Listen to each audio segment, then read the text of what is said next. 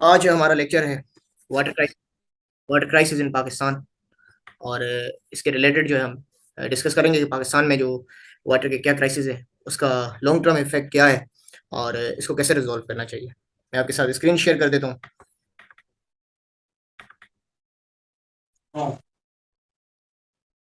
There is someone, kindly अपने आप को म्यूट कर दें जो भी न्यू आते जा रहे हैं। इस्लाम म्यूट कर दें। Right, I am about to share the screen.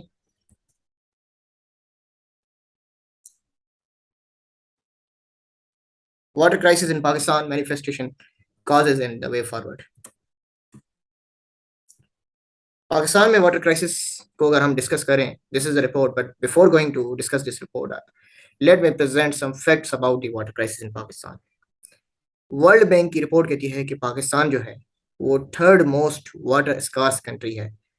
और एशियन डेवलपमेंट बैंक की रिपोर्ट कहती है कि पाकिस्तान 2025 तक एब्सोल्यूट वाटर स्कार्सिटी की तरफ पहुंच जाएगा। और इसी तरह जो आईएमएफ की रिपोर्ट है और एशियन डेवलपमेंट की रिपोर्ट है वो ये कहती है कि पाकिस्तान की जो वाटर सेविंग कैपेसिटी है in terms of emergency, if in case अगर वार लग जाती है इंडिया के साथ, तो पाकिस्तान की जो वाटर सेविंग कैपेसिटी है विदाउट सप्लाई वाटर 30 डेज है। और इसी तरह जो Pakistan Indus resource system authority है उसके अगर हम एक रिपोर्ट को रीड करें कि पाकिस्तान 2040 तक एब्सोल्यूट वाटर स्कार्सिटी की तरफ मूव ऑन हो जाएगा। अब ये वाटर स्कार्सिटी क्या सिचुएशन है, वाटर क्या है, मतलब अवेलेबिलिटी ऑफ वाटर अगर हम देखें पाकिस्तान में, तो 145 मिलियन जो है एकड़ पर फीट वाटर जो है अवेलेबिलिटी है पाकिस्तान की।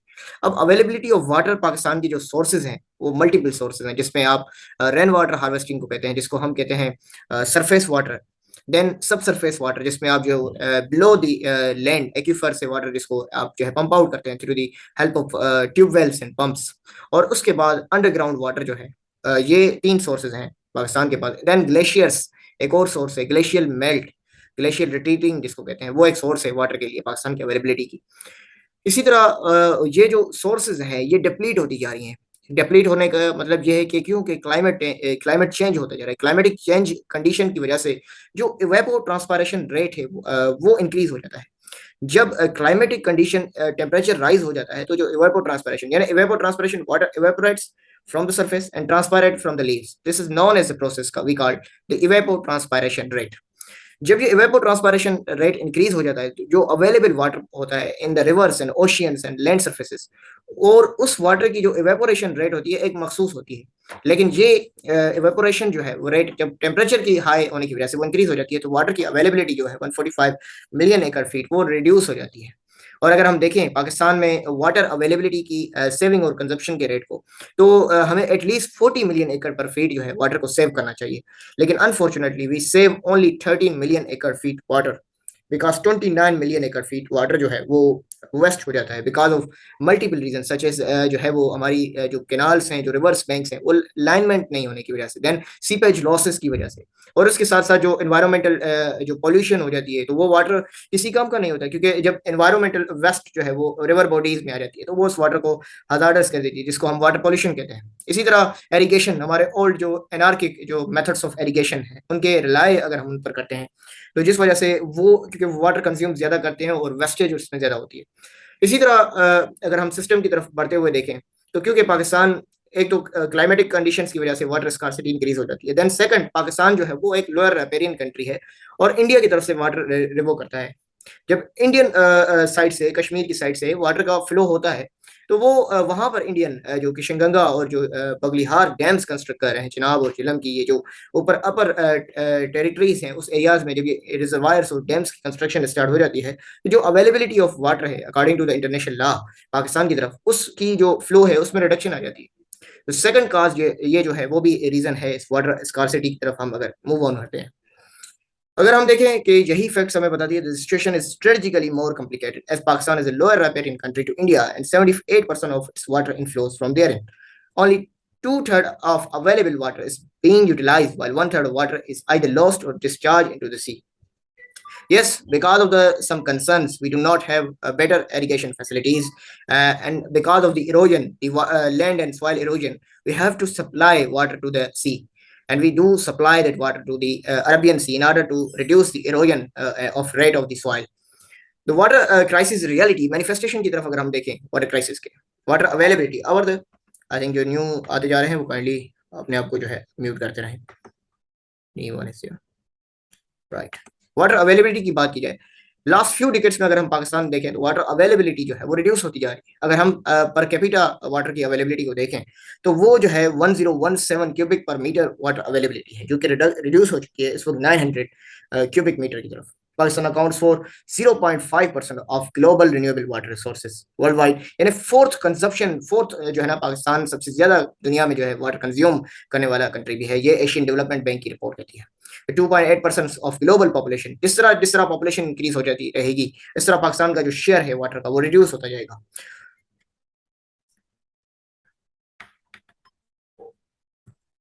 अच्छा, वाटर विथड्रॉल की तरफ अगर हम देखें, Pakistan ranks 160 in the ratio of water withdrawal to water resources, performing better than 18 countries only. Agriculture is the largest water consumer, यानी पाकिस्तान की जो अवेलेबिलिटी ऑफ वाटर है उसकी समझे कि 94 मोर देन 94% जो वाटर है वो हम इरिगेशन फील्ड को सप्लाई करते हैं for the crop growth and for to meeting the food industry. Because of the wastage of water, we only have a minimal amount of water available for the domestic consumption. Okay. Then there is a dependence on single river system.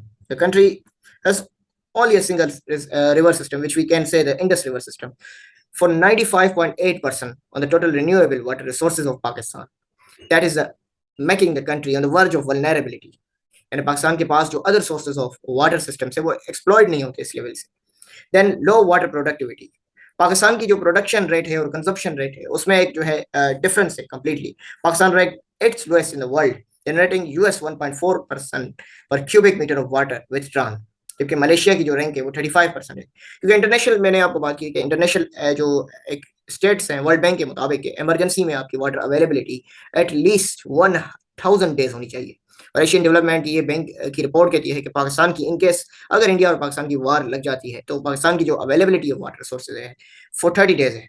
और ये एक समझे कि जो है India और पाकिस्तान के बीच में एक काज ऑफ कंसर्न बन सकता है कि क्योंकि इंडिया हमेशा थ्रेट करता रहा है कि ब्लड एंड वाटर। जब 2016 में ये यूरी अटैक हुआ तो जो है इंडियन प्राइम मिनिस्टर जो है मोदी की तरफ से ये क्लियर कट कहा गया कि blood and water can not run together. So this means that India, उसके बाद इंडिया ने कंस्ट्रक्शन स्टार्ट की और उन्होंने यह भी कहा कि जो हमसे 1960 में जो ये जो रिवर्स की डिस्ट्रीब्यूशन हुई है, ईस्टर्न एंड वेस्टर्न रिवर की डिस्ट्रीब्यूशन, तो इसको भी हम जो है नल एंड वाइड करेंगे और ये जो वाटर्स हमारे हैं उसको हम वापस कंटिन्यू करेंगे। ग्रेट गैंग्स जो इसको गंगा कहते हैं, बहती हुई गंगा इंडियन साइड, तो वो कहते हैं कि मर्जर ऑफ दी गंगा। हम देख लेते हैं और use of ground water surface water difference आपको समझना चाहिए।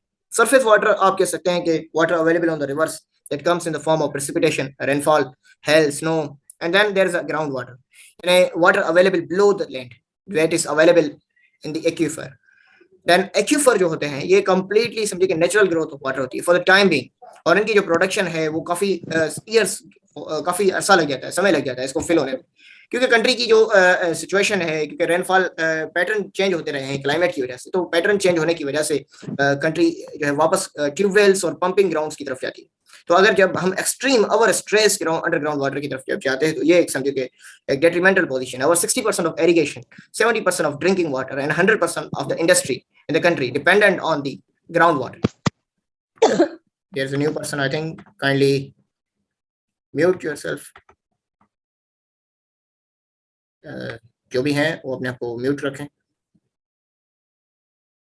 Okay, then waste water treatment, drinking water availability में हम डिस्कस कर चुके हैं, क्योंकि पाकिस्तान में अगर हम बात करें, जो कराची की बात करें, 16 million peoples in the Karachi do not have access to the fresh water drinking, and even 80% of the people in the Pakistan are deprived, especially in the rural and especially in the Balochistan. They do not have access to the safe water. They rely on the wasted water, and then that leads the nation towards waterborne diseases. Only 36% of population have access to drinking water. This is another quote. Wastewater treatment की बात की जाए, over 63% of globally produced wastewater is collected. 52% is treated globally. 52% is treated.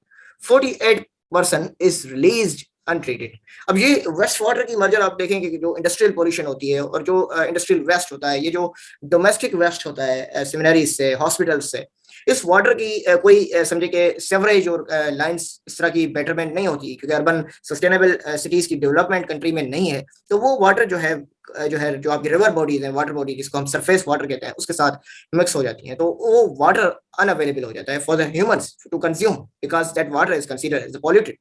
And waste water treatment की बात की जाए तो globally 63% of जो वेस्ट वाटर प्रोड्यूस है उसमें सिर्फ 52% जो है वो ट्रीटेड किया जाए, और 11% is reused.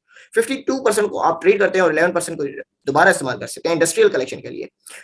Pakistan is wasting its water resources due to inefficient consumption pattern and negligible recycling. Tariq Banuri की ये स्टेटमेंट है कि पाकिस्तान की, मैंने पहले भी बताई कि कंजप्शन रेट इंक्रीज है, फोर्थ लार्जेस्ट कंज्यूमर है ऑफ वाटर है, एंड देन जो है वो फोर्थ लोएस्ट भी है जो है in terms of water saving patterns, क्योंकि we do not have the lining of the channels, seepage losses. We do not have any process to make sure that how to control the seepage losses. Pakistan, and then in terms of flood, when inundated, the fields are inundated, then the agricultural lands and crops are destroyed because we do not have any other way out to save that water because of a lack of reservoirs and constructions of dams in the country. And what are the root causes? हम root causes की तरफ हम अगर बात करें कि पाकिस्तान में ये तो मैनिफेस्टेशन की थी, what are the root causes? Population growth और अनप्लान्ड अर्बनाइजेशन सबसे पहले आता है। पाकिस्तान की पॉपुलेशन जिस तरह 2.4% जो है वो इंक्रीजिंग रेशो है साउथ एशिया में, और ये सेकंड है आफ्टर अफगानिस्तान हाईएस्ट, और पॉपुलेशन 220 मिलियन की पॉपुलेशन तक रीच हो चुका है, जिस वजह से क्योंकि क्लाइमेट पहले से ही वाटर स्कार्सिटी की तरफ लीड कर रहा है, अवेलेबिलिटी ऑफ वाटर को रिड्यूस कर रहा है। देन एग्रीकल्चर जो वाटर वेस्टेज है उसकी सेंस में, तो अवेलेबिलिटी ऑफ वाटर पहले से ही जो है हमारे पास जो हमारी बेसिक नीड्स हैं, फूड, इंडस्ट्री, एग्रीकल्चर, उसको मीट नहीं कर पा रहा, डोमेस्टिक को मीट नहीं कर पा रहा। तो जिस तरह पॉपुलेशन ग्रोथ हो रही है, unplanned urbanisation, slums areas converting, shifting towards the bigger cities. In that scenario, the availability of water is reducing. I have already mentioned that we have per capita income of water is below 1,000. And then climate change, we have already discussed. Pakistan is the third most affected country in terms of climate disasters. And then the climate has not rained on the water, but it has also created a catastrophe in terms of human losses, property losses, food losses. वही concept जो है, जैसे कि temperature का rise हो जाना, तो temperature के राइज हो जाने की वजह से जो इवेपोट्रांसपिरेशन रेट है वो इंक्रीज हो जाना, सेकंड टेम्परेचर का रिड्यूस हो जाना, एंड देन अनब्रिडल्ड मॉनसून्स का स्टार्ट हो जाना जो एविडेंट ना हो, और उन पैटर्न्स, मॉनसून के पैटर्न्स, ग्लेशियल रिसीडिंग का पैटर्न्स में चेंज हो जाना, और फ्लड्स और draft, unbridled floods and draft का आ जाना, ये समझिए कि क्लाइमेट इस सेंस में जो है वो अफेक्ट करता है। क्लाइमेट चेंज में decline aggregate water flow in the future, and yes, it is predicted that इस तरह के disasters अभी आए, डैम्स की कंस्ट्रक्शन completely destroy हो गई, we do not have any further reservoirs to save that amount of water. And poor water management. Over 80% of the country water resources are used by 4 major crops. We do not go for the crop rotation pattern, as agriculture contribute earlier to 90% of GDP. But these 4 crops, especially rice, wheat, sugarcane, and cotton, contributed 5% to GDP. And these 4 crops require more amount of water in terms of irrigation supply water. The productivity of these crops is low in Pakistan compared to other major agriculture economies of the world. Yes, they have water-stressed crops. Canal water is immensely underpriced, recovering only 1/5, 20% in the form of ABANA of annual operating and maintenance costs, while the collection is 60% of total receipts. Though the farm sector accounts for 1/5 of the GDP and almost half of the country employment, it contributes less than 0.1% to total tax revenues. Water pollution. Every year, about half of 2 million produced wet tons of human excreta go to the pollute water and the pollution. वही discuss की कि जो human pollution है, जिसको हम human excretion कहते हैं, वो वाटर में जो है मिक्स हो जाती है, जो आपकी फ्रेश वाटर बॉडीज अवेलेबल है। According to the study, in Pakistan, 60 million people are at the risk of exposure to high concentration of arsenic in groundwater in the Indus plan. Arsenic level जो है ना वो increase हो चुका है, water availability जो पाकिस्तान की ground water availability, arsenic it's just like a slow poison, it create a cancer in the body. Water board, अब ये इंडस प्लेन जो है वो पंजाब और सिंध के एरियाज जो है, मोस्टली इस एरियाज के लोग जो है वो काफी समझे कि रिस्क पर हैं, क्योंकि आर्सेनिक की कंस्ट्रक्शन इंक्रीज हो चुकी है। Waterborne diseases are leading cause of deaths and suffering, cholera, जो है कि type of influenza, cholera, they are the waterborne diseases. Overall, about 60% of people in Pakistan are suffering from one of more than many diseases associated with the inadequate provision of the drinking water and improved sanitation. They fill about one third of the hospital beds and account for about 40% of all premature deaths in the in the country. ये report एक explain करती है कि आपकी जो waterborne diseases हैं वो extreme पर जा रहे हैं, क्योंकि we do not have a method to treat the wastewater because we do not have a mechanism in terms of solid waste management system.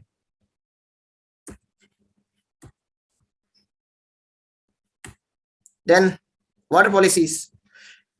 In 2018, Pakistan formulated its first ever national water policy. Country में जो है ना, अब ये दो topics एक दूसरे से लिंक है, water distribution issue with provinces और वाटर पॉलिसीज.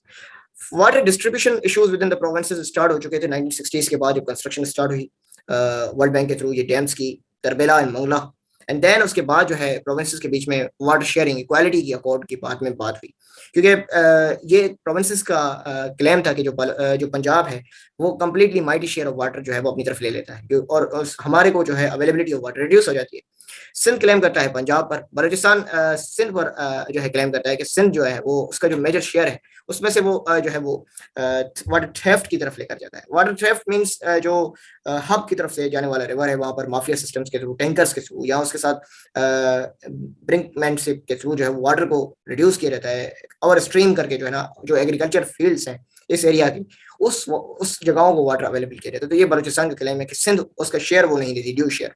इसी तरह जो एरिया है जिस तरह केपी के, उनके पास क्लेम था, क्योंकि अभी ये रिसेंटली जो है अगर हम इसको ग्लोबल कॉन्टेक्स्ट में देखें तो केपी का लिंक सबसे बड़ा जो वाटर की अवेलेबिलिटी का सोर्स है वो है आपका काबुल रिवर. एंड देन ये रिसेंटली जो है Indian construction on the Kabul river जो है उन्होंने डैम बनाना चाहिए, शतूत डैम बनाना चाहिए, तो उसकी वजह से ये इशू बन गया कि अवेलेबिलिटी ऑफ मानसरा और ये जो एरियाज हैं इसकी, तो वहां तक वाटर अवेलेबिलिटी काबुल की सबसे ज्यादा जो है वो उनकी डिपेंडेंस है काबुल पर. वाटर पॉलिसीज में कोई भी पाकिस्तान की जो अच्छा इन इश्यूज को रिजॉल्व करने के लिए 2015 में एक CCI council of common interest जो है क्रिएशन हुई, जिसके बीच में एक प्राइम मिनिस्टर और 4 सूबे के CM बैठते हैं, जिनका इशू होता है वाटर, पावर और जो भी रिलेटेड इश्यूज होते हैं कंसर्न, उस पर वो बैठकर डिस्कस करते हैं.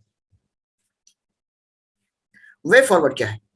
अगर हम इन वे फॉरवर्ड की तरफ जाएं तो सबसे पहले तो जो है आपको डैम्स कंस्ट्रक्ट करनी है. We do not go for the mega dams. We have to create the small dams, medium scale dams in every province, in every part of the city.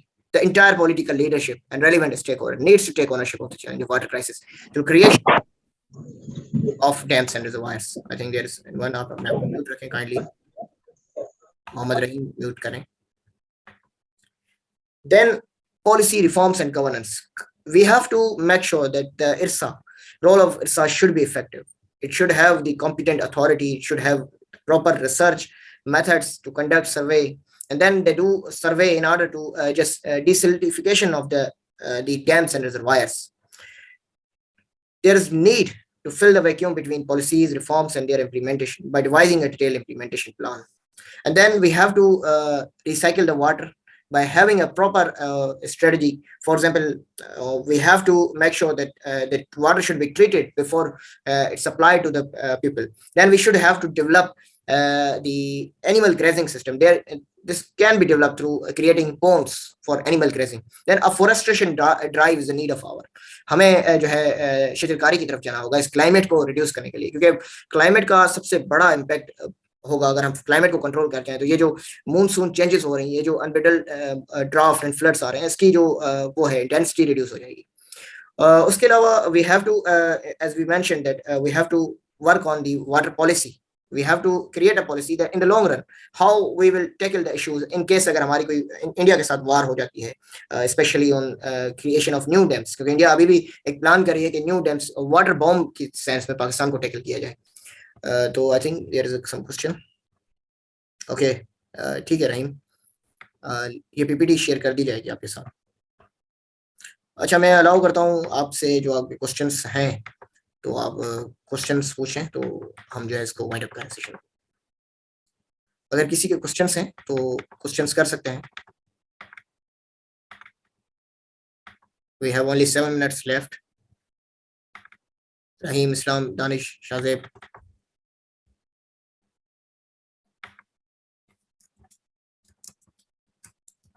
I think questions नहीं है किसी के भी।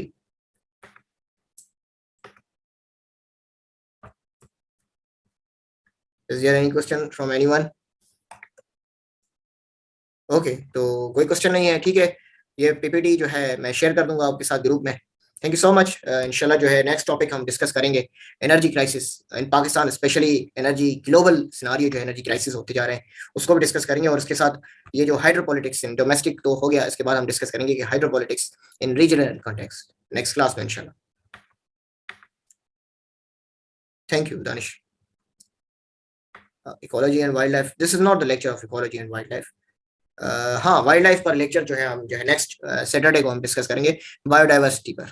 Next Saturday पर class होगी biodiversity, wildlife conservation in Pakistan, and then जो है wildlife issues in Pakistan जो है इंशाल्लाह ग्रुप में अपडेट कर दिया जाएगा, आपको भी अपडेट कर दिएगा, ठीक है। थैंक यू सो मच, इंशाल्लाह जुड़े रहिए।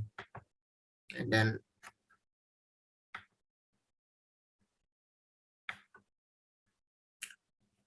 केपी गवर्नमेंट स्टांस, जी मोहम्मद इस्लाम, आई थिंक आप यहाँ मौजूद हैं इस्लाम। देखिए, केपी गवर्नमेंट का स्टांस यही था जो डैम कंस्ट्रक्शन थी, कालाबाग डैम, एंड देन फिर डयामीर, देन बादशाह डैम, मोहम्मदन डैम, इन पर उनका स्टांस था।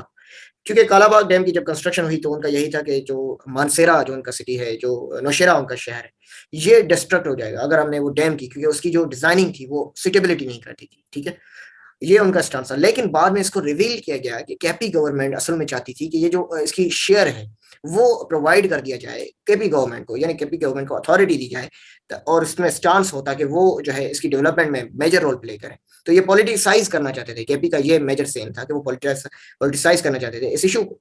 उसके बाद जो केपी ने अभी फैसिलिटेट किया डैमीर बादशाह डैम में, तो उनका ये इशू है कि जो ये जो ग्लोबल कंटेक्स्ट में हम देख लेते हैं, काबुल रिवर का जो इशू है ना, कंट्रोल, उसको जो है रिजोल्व किया जाए, ताकि जो, क्योंकि काबुल जो है वो सबसे बड़ा एक मेजर रोल प्ले करता है केपी के एरियाज में जो है वाटर अवेलेबिलिटी है। तो क्योंकि वो शतूर डैम जो इंडिया बनाना चाहती थी, क्योंकि इंडिया केपी में ये अफगानिस्तान में न्यू गवर्नमेंट आ गई, तो अफगानिस्तान में न्यू गवर्नमेंट आने की वजह से जो इंडियन डिजाइन से स्पेशली वो तो खत्म हो गए। तो इस सेंस में अभी क्या फ्यूचर होगा न्यू गवर्नमेंट का, जो अफगानिस्तान में है तालिबान की गवर्नमेंट, तो वो किस तरह डील करेगी इसको, उस सेंस में जो है वो एक इन फ्यूचर हम डिस्कस करेंगे अफगानिस्तान के, जब हम इश्यूज डिस्कस करेंगे तो हम इसमें जरूर डिस्कस करेंगे। और हमारे केपी पर एक और भी टॉपिक भी है, फाटा मर्जर से रिलेटेड हमारा टॉपिक है, उसको हम डिस्कस करेंगे। और जो टॉपिक्स हैं नेक्स्ट हमारे ये जीबी से related issues. Indus water treaty जो है वो समझे कि 1960 में वर्ल्ड बैंक ने ब्रोक की थी बिटवीन पाकिस्तान और इंडिया, और ये जो है समझे कि ईस्टर्न और वेस्टर्न रिवर, यानी Chenab and then Jhelum and then Indus, इसकी एक्सेस दी गई पाकिस्तान को, रावी एंड सतलज की एक्सेस दी गई इंडिया को, रावी सतलज एंड ब्यास इनकी एक्सेस दी गई इंडिया की। लेकिन पाकिस्तान को एक राइट दिया गया कि वो रावी, ब्यास और सतलज को यूटिलाइज कर सकते हैं फॉर सम नॉन जो है water related, energy related concerns. इसी तरह अवेलेबिलिटी ऑफ वाटर, इंडिया को भी राइट दिया गया कि वो चिनाब और झेलम को यूज कर सकते हैं, लेकिन उसको कुछ 20% उसका शेयर यूज कर सकते हैं, क्योंकि वो वहां से फ्लो हो रहा है, लेकिन कोई डैम नहीं बना सकते, कोई भी हाइड्रो प्रोजेक्ट उस पर कंस्ट्रक्ट नहीं कर सकते हैं। तो ये एक समझे कि वर्ल्ड ट्रीटी थी। लेकिन अब इसका स्टांस रिड्यूस हो चुका है, क्यों? क्योंकि जो इंडस वाटर ट्रीटी साइन हुई थी उसकी वायलेशन स्टार्ट कर दी इंडिया ने।